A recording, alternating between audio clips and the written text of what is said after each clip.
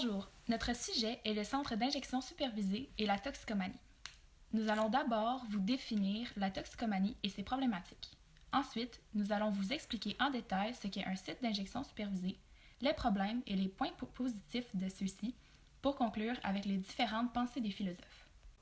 La toxicomanie est une consommation abusive de substances créant un état d'intoxication engendré par la prise répétée de substances toxiques, par exemple les amphétamines, la cocaïne, l'ecstasy, l'héroïne, le LSD, la méthadone et bien d'autres, provoquant ainsi une dépendance physique et psychologique à ces substances. La toxicomanie est associée à la santé mentale, mais n'est pas considérée comme une maladie mentale. Qu'est-ce que l'utilisation de drogues injectables? L'utilisation de drogues injectables est un processus par lequel une ou plusieurs substances psychoactives sont injectées directement dans l'organisme à l'aide d'une seringue hypodermique. Même si de nombreux usagers de drogue n'aiment pas cette façon de prendre des drogues à cause du sentiment d'inconfort ou de crainte que provoquent les aiguilles, c'est souvent la méthode de consommation privilégiée car la drogue entre plus rapidement et plus directement dans le sang qu'avec d'autres méthodes. Par exemple en fumant, en avalant ou en reniflant. Les utilisateurs de drogues injectables, ayant l'acronyme UDI, la considèrent comme une méthode plus efficace, moins coûteuse et qui produit moins de pertes. Les types de drogues qui peuvent être injectées dans l'organisme sont presque toutes les drogues psychoactives licites, soit légales, ou illicites, soit illégales, susceptibles d'être liquéfiées. Ces substances proviennent de diverses sources, comme le marché noir ou une prescription détournée. Au Canada, les UDI utilisent fréquemment les drogues suivantes, notamment cocaïne, héroïne, combinaison d'héroïne et de cocaïne, amphétamine, Ritalin, opioïdes pharmaceutiques comme le dilodide, la morphine et bien d'autres, et finalement, les stéroïdes anabolisants. Le problème de l'usage des drogues injectables est-il répandu au Canada? Il est difficile d'obtenir des données précises sur la prévalence et le profil de l'utilisation des drogues injectables au Canada et à l'échelle internationale parce que c'est une activité illégale. De plus, beaucoup d'utilisateurs de drogues injectables n'ont pas d'adresse fixe et sont donc difficiles à identifier et à pister. Pour cette raison, les estimations sur l'utilisation des drogues injectables reposent pour la plupart sur des renseignements obtenus par des programmes de traitement, des rapports de coroner sur des décès liés à la drogue, des programmes d'échange de seringues, des rapports d'arrestation ou d'autres sources secondaires. Au Canada, l'utilisation des drogues injectables est une activité problématique. Dans le passé, on croyait que l'utilisation des drogues injectables se limitait aux grands centres urbains du Canada, comme Vancouver, Toronto et Montréal. Cependant, il est clair qu'il y a beaucoup d'UDI partout au pays, par exemple à Calgary, à Winnipeg ou à Halifax, et même dans des régions rurales. Selon les statistiques sur la prévalence au Canada, obtenues à l'aide de méthodologies différentes, il y a entre 75 000 et 125 000 utilisateurs de drogues injectables au Canada. Environ le tiers des UDI sont des femmes. On compte près de 15 000 UDI à Vancouver. À Montréal, le nombre de personnes qui se piquent à la cocaïne varie entre 6 000 et 25 000 et pour l'héroïne, de 5 000 à 15 000. Certaines personnes peuvent même combiner ces deux drogues. Les estimations indiquent qu'environ 20% des UDI au Canada s'injectent des drogues pour améliorer leur performance comme des stéroïdes anabolisants. Quels sont les problèmes liés à l'utilisation des drogues injectables? En effet, l'utilisation des drogues injectables affecte plusieurs facteurs de santé. L'utilisateur de drogues injectables a de forts risques de contracter le VIH, l'hépatite C et d'autres infections virales graves transmissibles par le sang s'il partage des seringues contaminées, non stériles, ou, indirectement, un matériel contaminé ayant servi à des injections, par exemple des cuillères, des contenants, des filtres et bien d'autres. Une forte proportion des cas de transmission de VIH et d'hépatite C est causée par le partage des seringues. Par exemple, les recherches indiquent que l'utilisation des drogues injectables figure pour au moins 60% des incidents de transmission de l'hépatite C au Canada. Sur la côte ouest, l'étude sur les UDI à Vancouver a révélé que 28% des UDI qui avaient participé à l'étude sont positifs au VIH et 86% sont positifs à l'hépatite C. l'injection de cocaïne devient particulièrement préoccupante, car certains toxicomanes se pitchent jusqu'à 20 fois par jour. Un taux d'injection qui accroît de façon vertigineuse le risque de contracter divers problèmes de santé. De nombreuses complications sérieuses pour la santé peuvent apparaître, comme des abcès, des infections touchant entre autres la peau, le cœur et les poumons, des dommages vasculaires, de la mauvaise nutrition, une endocardite qui est une inflammation des valves cardiaques, des réactions défavorables aux médicaments, une transmission périnatale des maladies infectieuses à des enfants à naître, une surdose mortelle et non mortelle, une privation de sommeil, une absence aménorrhée, qui est une absence de menstruation, une dépression et autres problèmes de santé mentale, suicide et décès. Les gens qui utilisent des drogues intraveineuses courent un risque accru de connaître des complications de santé physique. Les coûts de la morbidité, de la mortalité et des soins de santé associés à une maladie chronique et à des soins palliatifs sont notables. Au cours des dernières années, le nombre d'infections transmises sexuellement et par le sang, plus particulièrement l'hépatite C et le VIH, a augmenté d'une façon très inquiétante chez les personnes s'injectant de la drogue. Cette dernière représente l'une des populations les plus vulnérables de notre société, autant sur le plan social que sur le plan de la santé.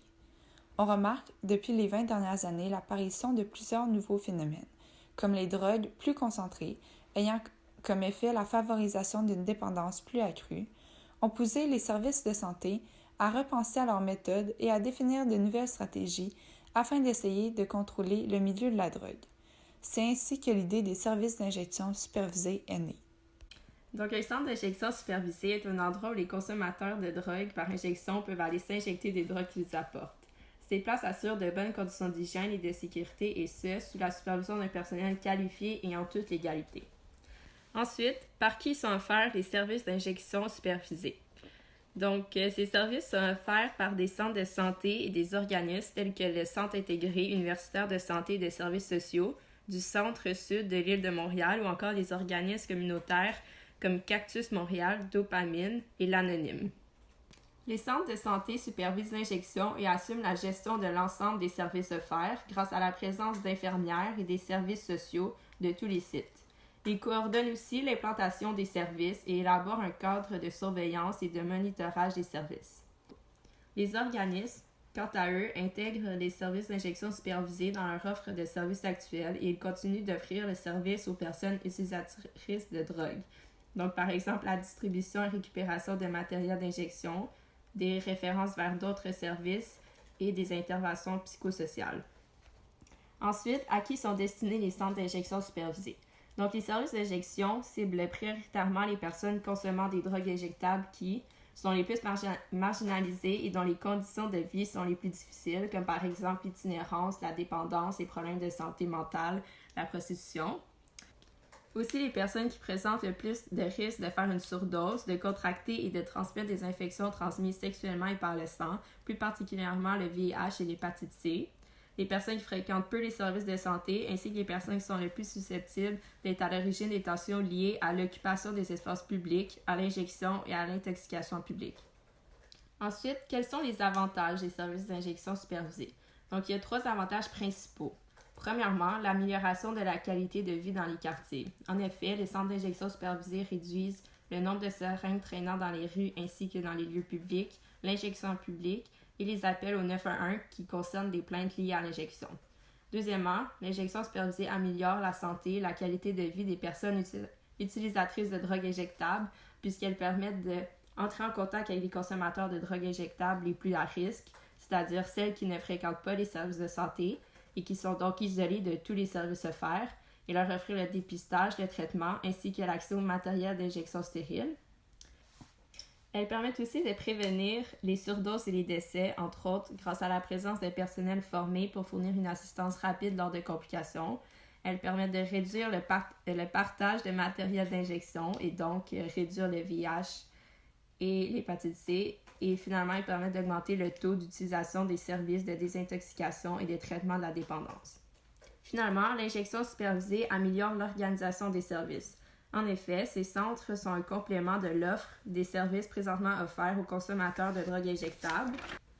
Les centres permettent des références personnalisées vers les services en traitement de la dépendance et ils diminuent les demandes de services ambulanciers et les admissions aux urgences grâce à une prise en charge des surdoses sur les lieux.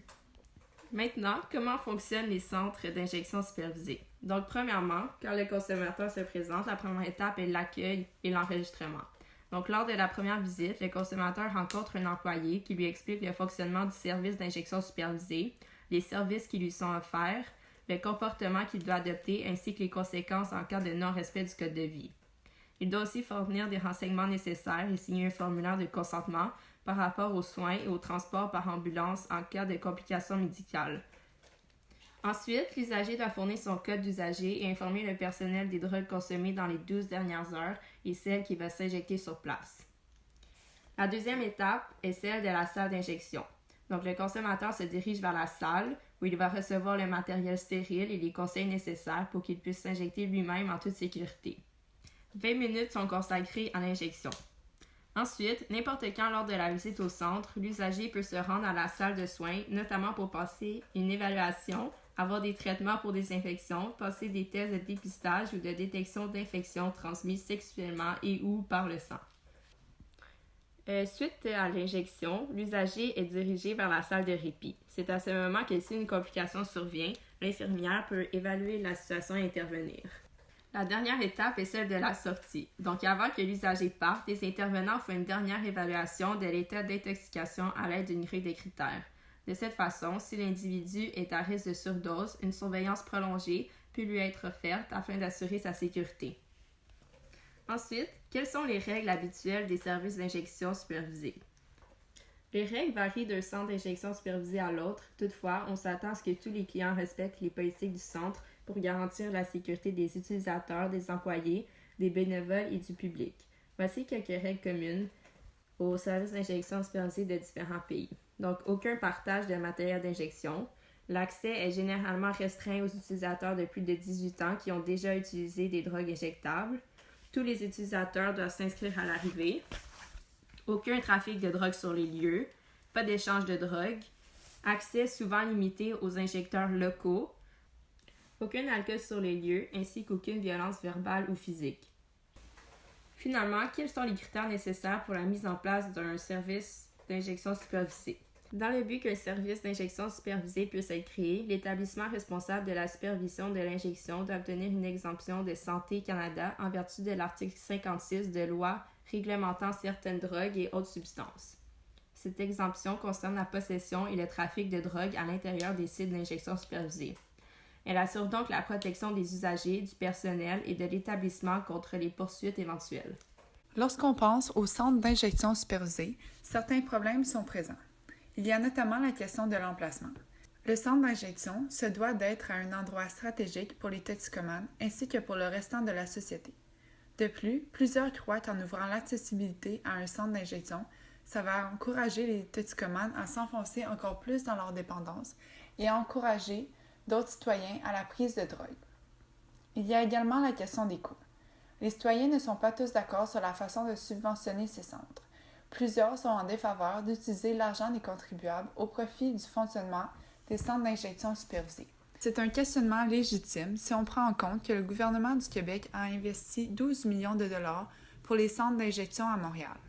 Cependant, une nouvelle étude menée par des chercheurs de l'hôpital St. Michael's de Toronto s'est penchée sur les économies potentielles pour le système de santé d'implanter des sites d'injection supervisés. C'est principalement en réduisant les taux d'infection au VIH et à l'hépatite C que de telles initiatives permettent de réduire les coûts de soins de santé.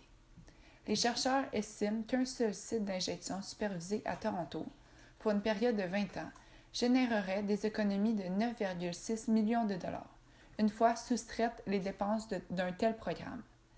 Puisque l'étude souligne également qu'un centre d'injection éviterait la transmission du VIH chez 164 personnes et la transmission de l'hépatite C chez 459 personnes. Il y a certains centres d'injection supervisés qui ont ouvert leurs portes il y a de cela presque un an à Montréal.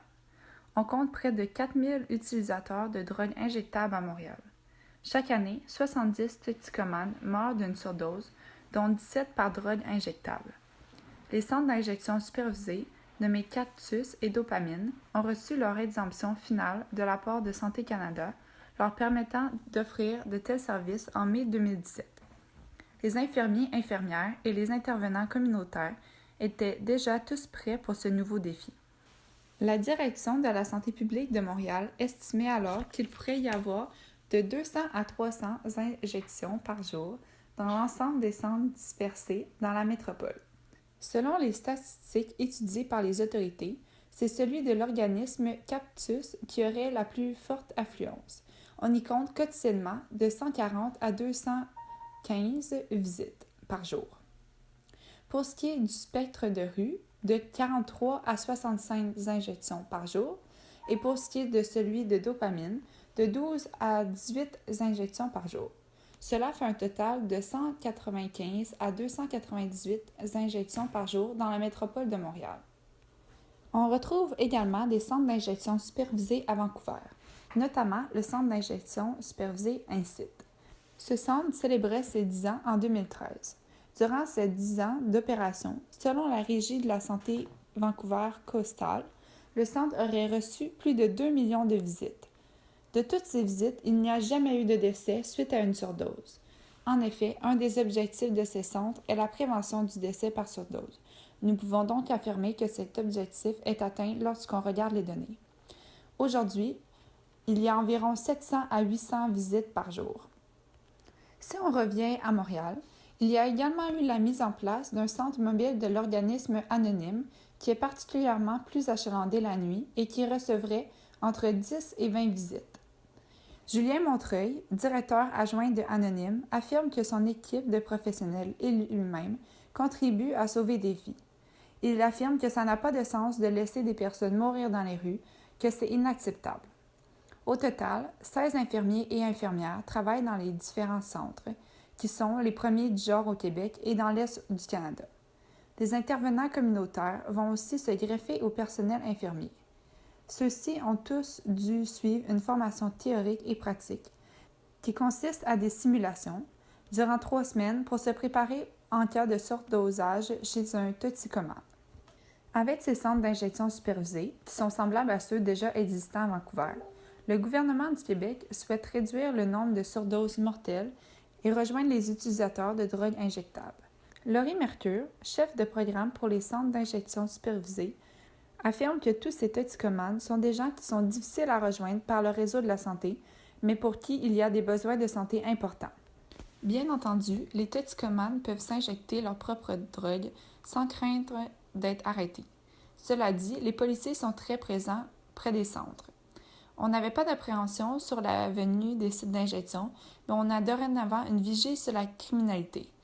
Il n'y a aucune zone de tolérance à l'extérieur, que ce soit pour une incivilité ou pour un trafiquant de drogue qui veut se mettre aux abords. Il va y avoir des interventions policières qui vont se faire si cela se produit, affirme le commandant Simon Durocher.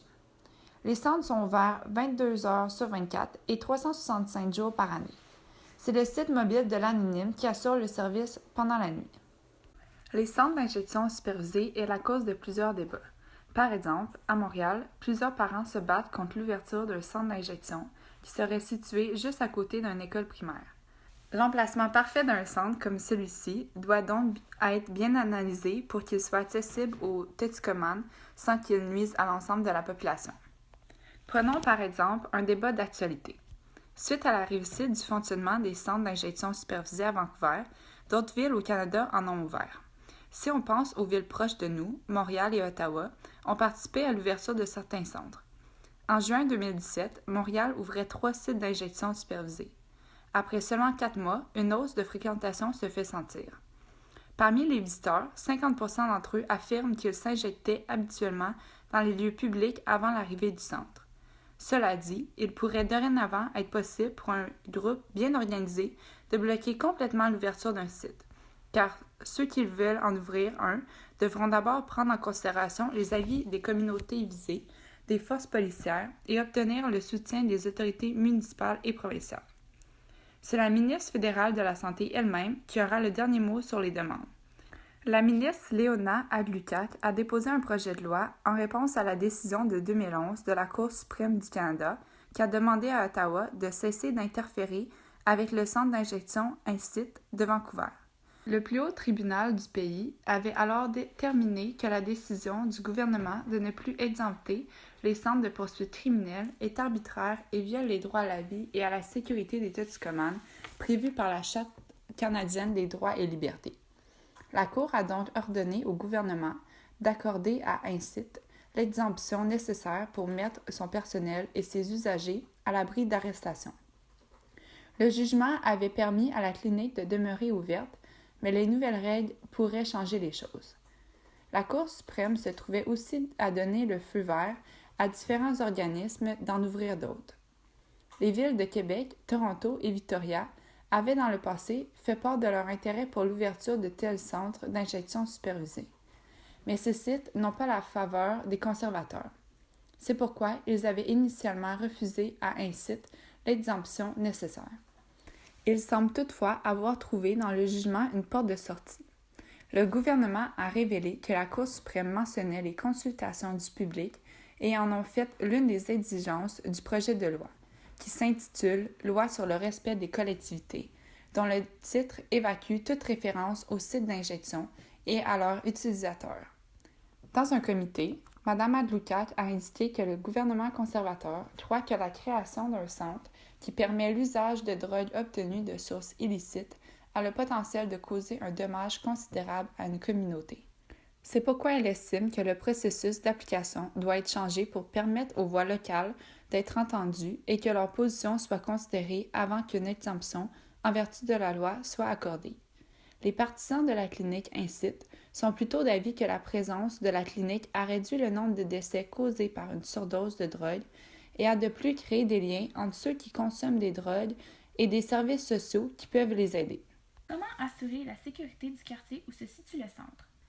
Pour assurer la sécurité aux abords et à l'intérieur des services d'injection supervisés, les policiers continueront d'exercer leur mandat en matière de lutte aux drogues et à l'égard des personnes liées aux groupes criminalisés, en incluant les alentours des services d'injection supervisés si cela s'avère nécessaire. Comme c'est déjà le cas autour des sites de distribution de matériel d'injection actuellement en service, le trafic de drogue à proximité des sites ne sera aucunement toléré. Le flânage et les attroupements à l'extérieur seront découragés et les usagers seront invités à entrer à l'intérieur du site ou à circuler. De plus, une surveillance de plusieurs indicateurs liés à la criminalité ainsi que des environs immédiats des sites seront effectués par les policiers. Des échanges continus seront assurés avec les personnes chargées de la coordination des services d'injection supervisés afin de prévenir en amont ou éviter les situations problématiques découlant de la cohabitation. Ainsi, toute observation de nouvelles tendances en lien, par exemple, avec des actes répréhensibles sera l'objet d'une communication de part et d'autre pour s'assurer qu'une intervention rapide, concertée et efficace soit orchestrée en vue d'un changement. Mesures pour assurer une cohabitation harmonieuse. L'une d'entre elles est la présence d'un code de vie auquel les usagers doivent se conformer lorsqu'ils se présentent au centre d'injection supervisé. Ce code inclut des règles interdisant toute forme de trafic, de sollicitation et de violence sur les lieux ou aux abords des sites.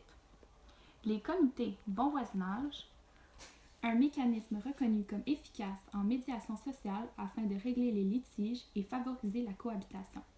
Ces comités incluent notamment la participation de résidents et de commerçants voisins des lieux de service. Tournées quotidiennes de ramassage de seringues et d'autres matériels liés à l'injection aux alentours des sites par les employés des services d'injection supervisés. Des bacs de récupération de seringues sont également fixés aux murs des organismes communautaires au sein desquels sont offerts les services d'injection supervisés. Monitorage et surveillance. Le déploiement des services d'injection supervisés sera aussi accompagné d'un plan de monitorage et de surveillance qui permettra également de suivre l'implantation dès la première année et d'ajuster les modalités aux besoins. Si on analyse l'éthique procédurale de John Rawls, il serait en faveur des centres d'injection supervisés. Premièrement, selon le premier principe des libertés égales qui stipule que chaque personne doit avoir un droit égal à un ensemble adéquat de libertés fondamentales et de droits compatibles avec ceux des autres, les centres d'injection supervisés sont acceptés puisqu'ils donnent aux consommateurs de drogues injectables le droit d'accéder à la liberté de s'injecter des drogues en toute sécurité. Selon le deuxième principe, soit celui de différence, les inégalités économiques et sociales doivent être au bénéfice de tous et surtout des plus désavantagés et doivent être attachées à des positions et des fonctionnements ouverts à tous, conformément au principe de la juste égalité des chances.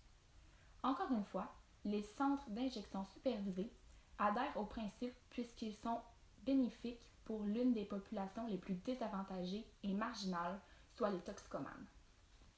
Ensuite, selon le principe du voile d'ignorance, John Rawls serait en faveur des centres d'injection supervisés. En effet, si nous sommes soumis à l'ignorance de notre propre situation sociale et si on se disait que demain matin on devait devenir toxicomane, on voudrait tous que les centres d'injection supervisés soient mis en place afin de nous aider. David Hume est lui aussi en faveur des centres d'injection supervisés. En effet, selon le philosophe, les êtres humains ont une tendance naturelle et spontanée à éprouver de la sympathie et de la bienveillance pour leurs semblables. De ce fait, la population ressent un besoin d'alléger les souffrances des consommateurs et il serait contre nature, donc immoral, de ne pas vouloir les aider et de ne pas agir. Avec les centres d'injection, on fait preuve de bienveillance envers une partie de la société qui est marginalisée et isolée. Finalement, l'utilitarisme est aussi pour les centres d'injection supervisés puisqu'il faut agir en calculant les conséquences envisageables à long terme de nos actions en fonction du rapport plaisir-douleur. Avec les centres d'injection supervisés, les toxicomanes ont beaucoup moins de risques de contracter des maladies et de faire des overdoses. De ce fait, le plaisir augmente et la douleur diminue. Dans le même sens, les centres aident les consommateurs à contrôler leur dépendance et leur permettent de s'injecter dans un lieu convenable et sécuritaire. Encore une fois, cela augmente le plaisir et diminue la douleur. Pour la société, les services d'injection diminuent considérablement le nombre d'injections faites dans les rues, ce qui abaisse en même temps les appels de plainte et le mal ressenti par les passants dans la rue qui voient les toxicomanes en détresse.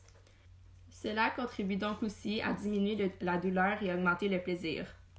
Finalement, les centres d'injection supervisés sont sujets à controverse, notamment lorsqu'il est question de l'emplacement de ceux-ci, de leur réel effet sur la société, ainsi que les coûts engendrés par ces derniers. Par contre, il est indéniable qu'ils sont extrêmement bénéfiques pour les toxicomanes qui sont des personnes marginalisées de la société, qu'ils présentent des revenus à long terme et qu'ils participent à l'amélioration de la santé publique. De plus, selon 3 courants de pensée, soit l'éthique procédurale, l'éthique des sentiments et l'utilitarisme, les centres d'injection sont favorables à la société.